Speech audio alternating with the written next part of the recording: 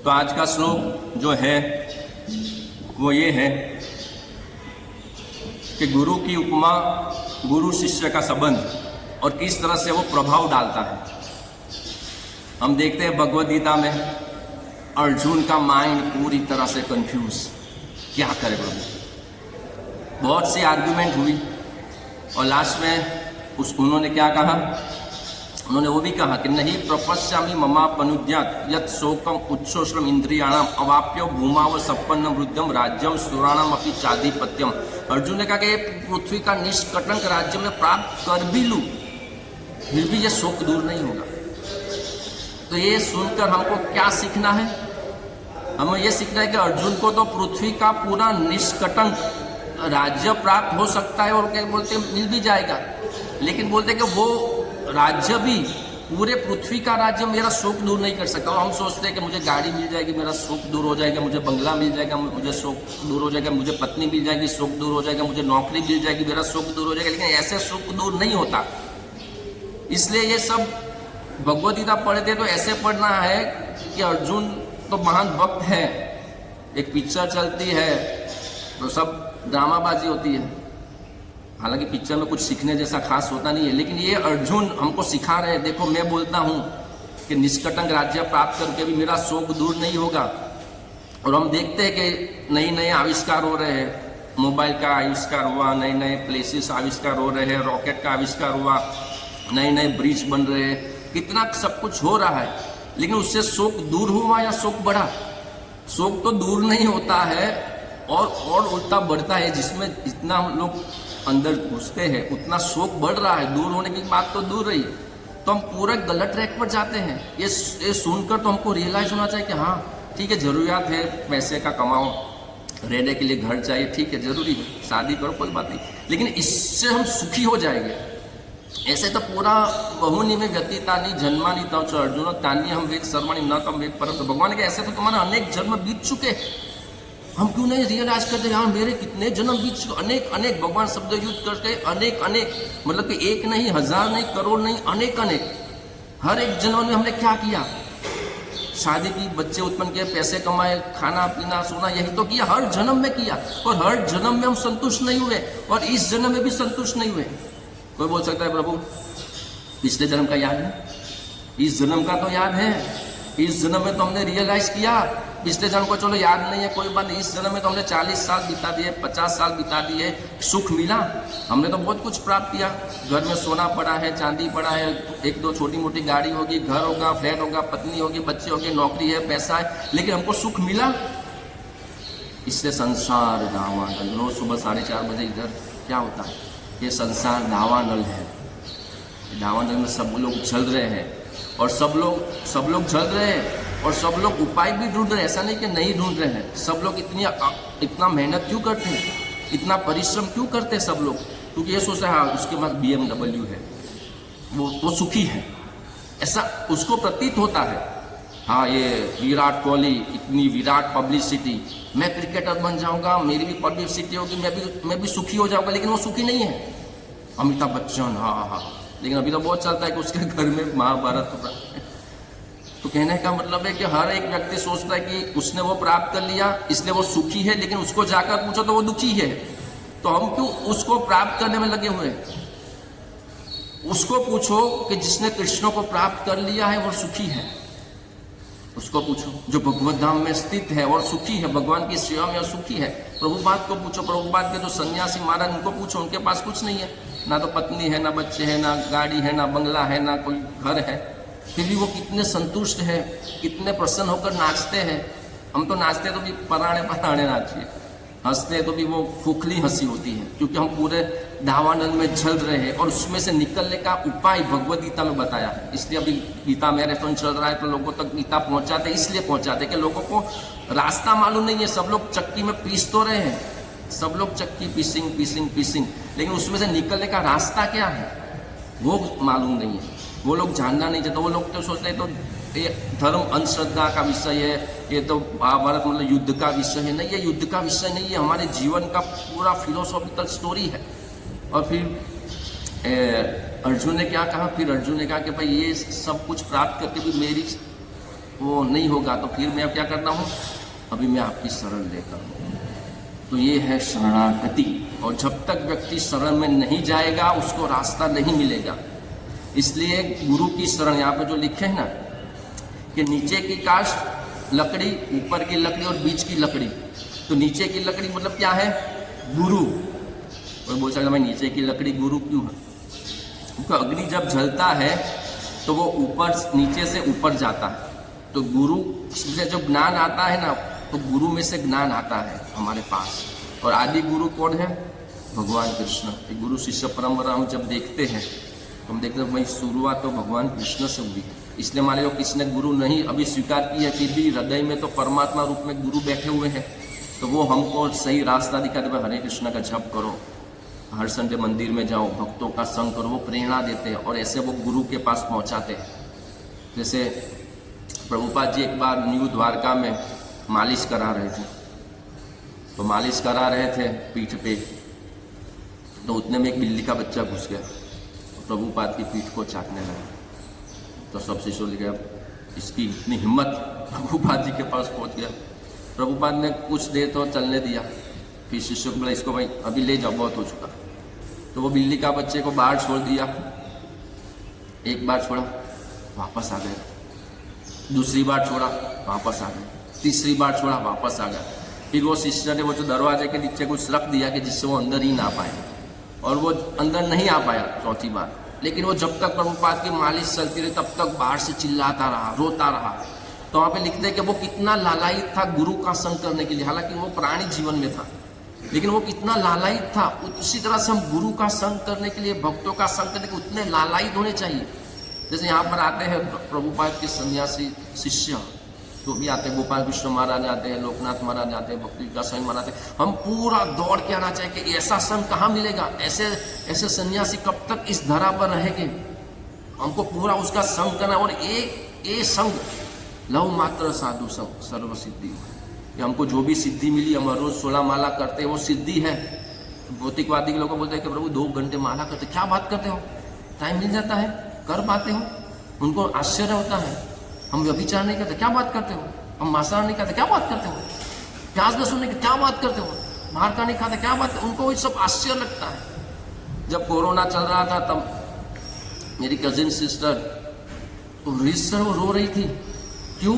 क्योंकि उसको मूवी की आदत थी, होटल की खाने। बोले भैया मैं तो रो रही हूँ, आप लोगों को कुछ होता नहीं है, हमको तो मूवी में जाने को नहीं मिलता है, होटल में खाने को नहीं मिलता, हम मायूस हो गए, डिप्रेशन में चले गए, रो रहे हैं। और आप लोगों को हमको तो अच्छा है क्योंकि हम पूरा दिन भागवतम पढ़ पा रहे हैं। तो हम खुशी के लिए डिपेंड नहीं है, हम टीवी पर डिपेंड नहीं है, हम होटल पर डिपेंड नहीं है, हम थिएटर में शाहरुख खान की डंकी पर डिपेंड नहीं है। हम किसके ऊपर डिपेंड है? हरे कृष्ण महामंत्र पर डिपेंड। और वो कभी भी लिया जा सकता है, 20 रुपये का माला ले लिया तो वो कभी भी ले जा सकता है, वो कोरोना है या कुछ भी हो। हम भगवद गीता पर डिपेंड है, तो हमारी खुशी भगवान पर डिपेंड है, हमारी खुशी इन भौतिक साधनों पर डिपेंड नहीं। इसलिए कोरोना आए या जीवन में कुछ भी आए, समस्या आए, झगड़ा आए, लेकिन हम डिप्रेशन में क्यों नहीं जाते हैं? क्योंकि हमारा संबंध, हमारी खुशी भगवान में से आती है। अगर ये उंगली सोचे कि मैं पेट में गुलाब जामुन नहीं डालूंगी, मैं खुद खाऊंगी, तो वो डिप्रेशन में जाएगी, उसका जो शक्ति है वो क्षीण हो जाएगा, तो वो अपने आप खुशी प्राप्त नहीं कर सकती। उसको पेट के अंदर ही डालना पड़ेगा, गुलाब जामुन, रसगुल्ला, पूरी जो भी हो पेट में डालेगा तो उसको ताकत आएगी, पैर में ताकत आएगी। उसी तरह से जीवन में अगर सुख प्राप्त करना है, खुशी प्राप्त करनी है, तो पेट में मतलब कि कृष्ण में ही सब कुछ डालना पड़ेगा, कृष्ण को ही मूल समझना पड़ेगा, कृष्ण की ही भक्ति करनी पड़ेगी, कृष्ण में ही चित्त लगाना पड़ेगा। मत चित्त मत गत प्राण, भगवान ने पूरा लगा देना क्या, पूरा चित्त पूरा मन, ऐसा नहीं कि सिर्फ बाह्य दृष्टिकोण से। शुरुआत में हरे कृष्ण महामंत्र जप करते तो हो सकता है बाह्य हो, लेकिन ये पूरा आंतरिक है।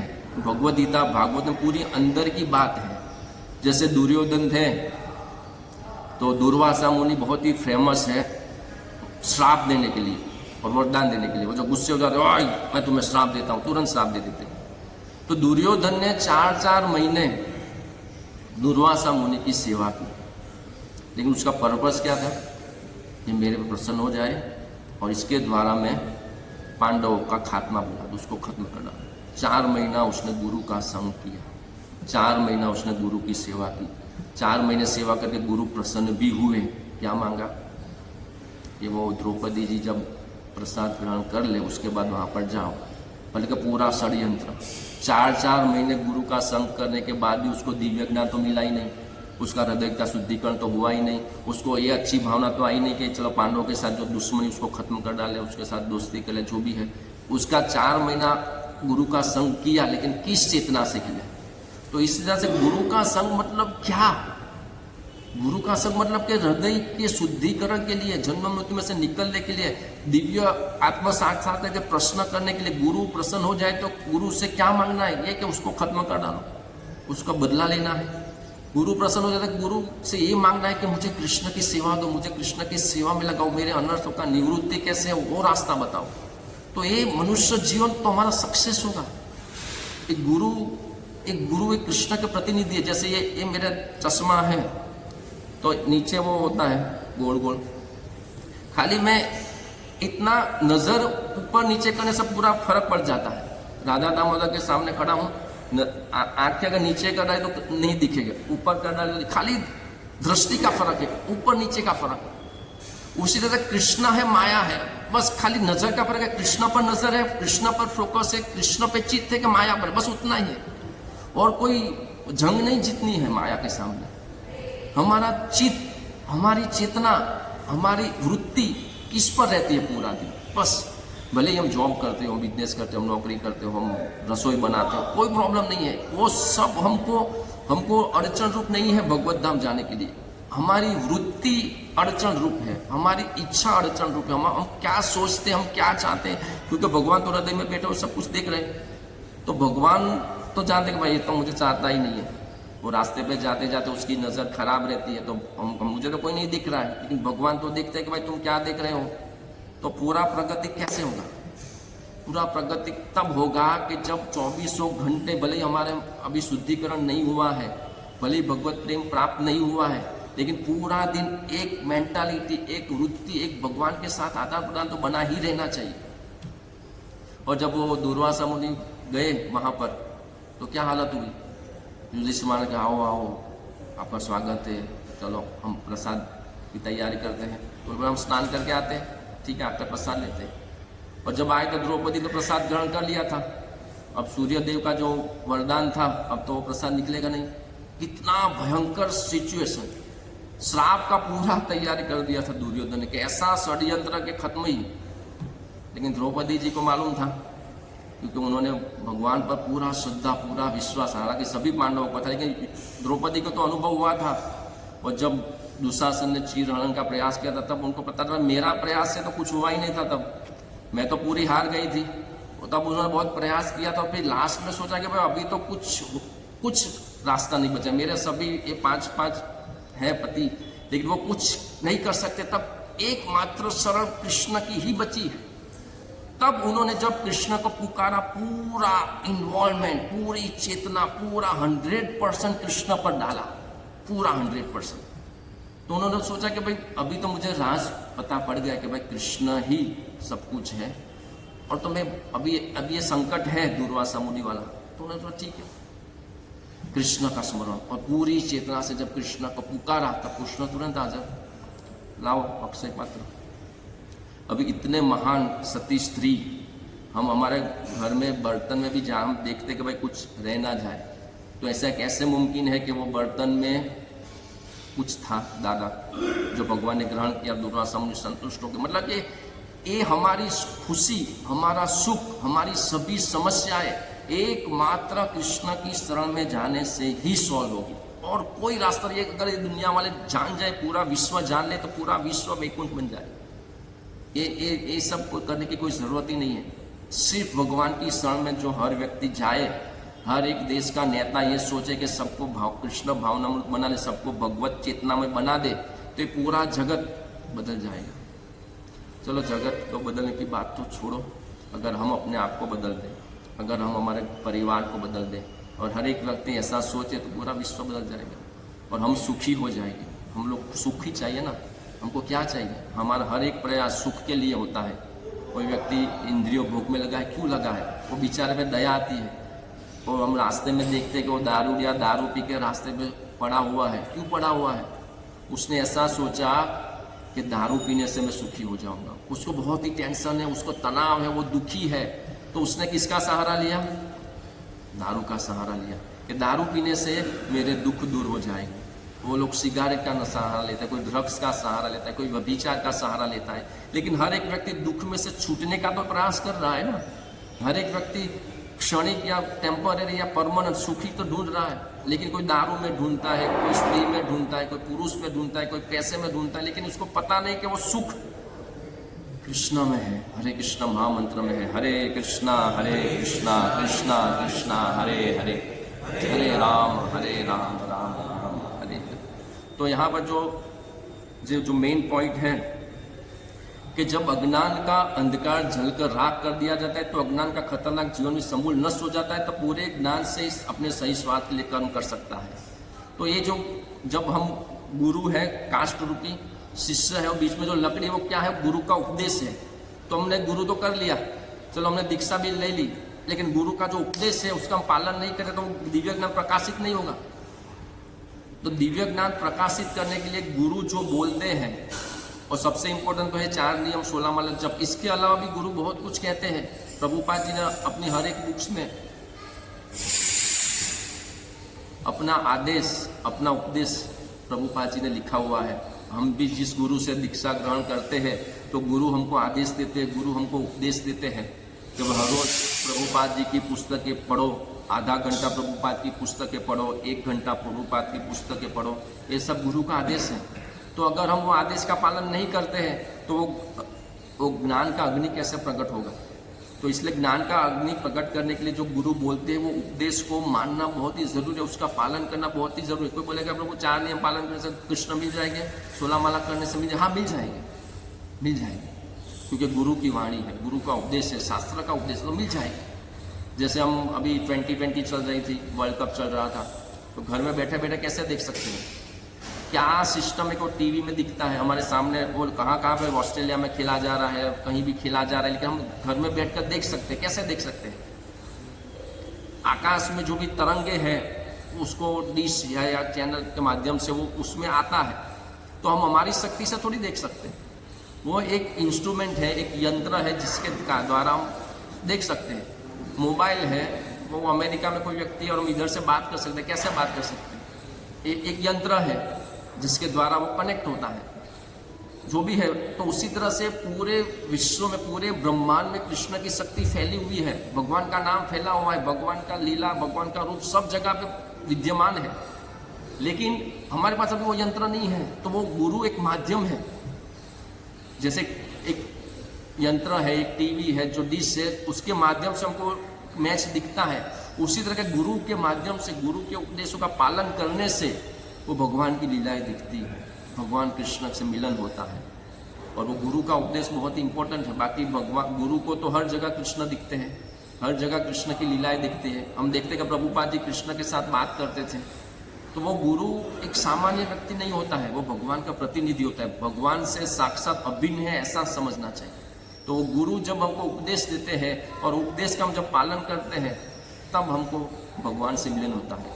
जैसे वो डिश वालों का नियम होता है, मैं आपके यहाँ पे आ जाएगा, टाटा स्काई वाला लगा देगा, आपको हर महीने कुछ पैसा लेना है, वो वायर से टीवी के साथ कनेक्ट करेगा, तो वो पूरा प्रोसेस होता है। उस प्रोसेस से हमको मैच दिखता है। तो उसी तरह से 4 नियम पालन करो, 16 माला का जप करो, भगवद गीता पढ़ो, भागवतम पढ़ो, इस तरह से कनेक्शन होता है गुरु की वाणी से। और अगर हम वो टाटा स्काई वाले को पैसा नहीं देंगे, बोले कि भाई वायर मत लगाओ, तुम ऐसे ही दिखा दो, तो कैसे होगा? तो उसी तरह हर एक प्रोसेस होता है और वो प्रोसेस से हमको दिखता है। तो उसी तरह भगवान को देखने के लिए एक प्रोसेस है, भगवत धाम जाने के लिए एक प्रोसेस है। और वो प्रोसेस का सिर्फ बाह्य रूप से नहीं, आंतरिक रूप से पालन करने से कृष्ण मिलते हैं। ये बहुत ही इंपॉर्टेंट है कि हम सोचते हैं कि हाँ मैं तो कर रहा हूँ 16 माला, लेकिन हम 16 माला कैसे करते हैं, कैसे पुकारते हैं? जैसे हम कई बार ट्रेन में जाते हैं, रास्ते में जाते हैं, तो भिखारी आते हैं। तो भिखारी में भीख मांगने में भी अलग अलग क्वालिटी होती है। कोई सच में कोई आके बोलता है कि 10 रुपया दे दो ना, वड़ा पाव खा लूँगा, मन नहीं होता है, नहीं होता है। लेकिन अगर किसी का बेटा हॉस्पिटल में है और हो सकता है कि वो पैसा जमा नहीं कराएगा तो मर जाएगा, तो वो जो भीख मांगेगा तब उसका चित्कार कैसा होगा।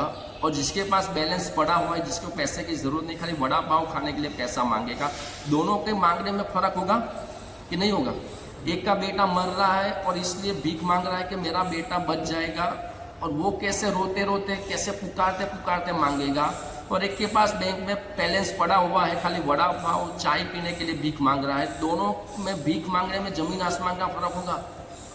उसी तरह से हरे कृष्णा कृष्णा कृष्णा, ठीक है कृष्णा मिल गए तो ठीक है, नहीं मिले तो कोई बात नहीं, स्वर्ग में तो जाएंगे, नंदन कानन में थोड़ा एंजॉयमेंट तो मिल जाएगा। और एक होगा कि पुकारेगा कृष्णा मैं दुखी हूँ, मैं अनादिकाल से फंसा हुआ हूँ, मुझे अब अभी इस जगत में नहीं रहना है, मुझे प्लीज़ कृपया अपनी सेवा में लगाइए, मुझे अपने पास बुला लीजिए। वो रोएगा, वो बुलाएगा। इस तरह से जब माला होती है, रोते रोते चित्कार करते करते इस जगत का पूरा दावाग्नि का अनुभव करते करते, कृष्णा मैं जल रहा हूँ इस दावाग्नि में, और अनादिकाल से जल रहा हूँ, इस जन्म में भी जल रहा हूँ, सभी प्रयास किए अभी नहीं कुछ होता है, अभी आप मुझे बुला लो अपने पास, मुझे भगवत भक्ति का रास्ता दिखाओ, अनर्थ निवृत्ति का रास्ता दिखाओ। हरे कृष्णा कृष्णा कृष्णा, वो रोते रोते बुलाएगा। और जिसको कोई पड़ी नहीं है, आराम से सुखी में जीवन बिता रहा, हालांकि जगत में सुख तो है ही नहीं, फिर भी वो जिसको कुछ पड़ी नहीं है, संतुष्ट है जो भी है, तो उसकी वो माला में उसका जो रीडिंग है, उसका जो वाणी है, उसमें वो दुख दर्द आएगा ही नहीं। लेकिन वो जो सच में दुखी है, जो सच में भगवत धाम जाना चाहता है, जो सच में कृष्ण को प्राप्त करना चाहता है, जो पूरी तरह से हार गए, जब द्रौपदी पूरी तरह से हार गए थे तब उनकी चित्कार कैसी थी और शुरुआत में कैसी चित्कार थी, दोनों में फ़र्क है। तो उसी तरह से और माया के हथौड़े खाने हैं तो खाओ, लेकिन अगर अनुभव हो गया है कि जगत पूरा दुखों से भरा हुआ है और अगर हम रो रहे हैं अंदर से अंदर, पूरे टूट चुके हैं, बिखर चुके हैं, समाज में सबका अनुभव हो चुका है कि सब स्वार्थ के सगे हैं, पैसा है, दोस्ती है, जो भी है, सब कुछ इस जगत में पूरा में तुम मुझे संतुष्ट करो, तुम मुझे संतुष्ट कर पाओ तो तुम अच्छे हो, और तुम मुझे संतुष्ट नहीं कर पाओगे तुम बुरे हो। बस ये फंडा चलता है, वो चाहे दोस्ती हो या संबंध हो, जब तक तुम किसी के काम के हो तुम अच्छे हो, और तुम अगर काम के नहीं हो तुमको लात मार के निकाल देंगे। लेकिन कृष्णा ऐसा नहीं है, कृष्ण ऐसा नहीं है। तो 8:40 तो हमारा समय हुआ है, तो कृष्ण ही वास्तव में हमारे प्रेमी हैं, कृष्ण ही हमारा लक्ष्य है। कृष्ण कभी पॉलिटिक्स नहीं करते, अगर हम काम के नहीं भी है या काम के भी हैं, कृष्ण हमारा रक्षण करते हैं, कृष्ण हमारे साथ रहते हैं, कृष्ण हमको प्रेम करते हैं, चाहे हम मल के कीड़े हो, चाहे भक्त हो, चाहे जो भी हो। तो कृष्ण से बढ़कर कोई नहीं है। तो हमारा एकमात्र विषय है कृष्ण भगवान, तो कृष्ण से प्रेम करना है और कृष्ण की सेवा करनी है। हरे कृष्ण।